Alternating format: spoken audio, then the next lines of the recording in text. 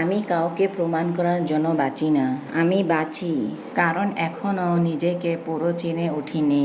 নিজের ভিতরে লুকিয়ে থাকা আমি আমাকেই চমকে দেই প্রতিদিন। আমি অনেক সহজ, কিন্তু কেউ চাইলে পড়তে পারবে না। আমার নীরবতা অনেক সময় উত্তর হয়ে যায়। আর আমার হাসি, সেটা সব সময় খুশি থেকে আসে না। আমি সবার মতো নয়, হতেও চাই না। যারা পছন্দ করেছে তারা আগেও করেছে ভুল সহ। আর যারা নয়, তারা ঠিক পারফেক্ট ভার্সনেও খুশি হবে না। আমি জানি জীবনটা কাচের মতো স্বচ্ছ না, বরং আয়নার মতো নিজের প্রতিছবি দেখায়, কিন্তু পিছনের দাগগুলো লুকিয়ে রাখে। মানুষ বদলায় না, সময় বদলায় তাদের মুখোশ।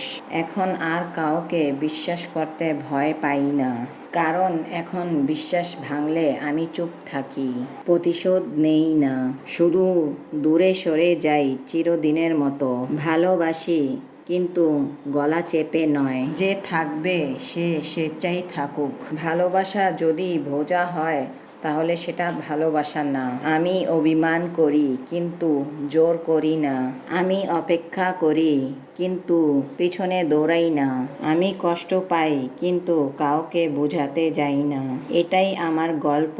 একটু ক্লান্ত, একটু জেদি, একটু নীরব, তবু একদম সত্যি, একদম আমার মতো।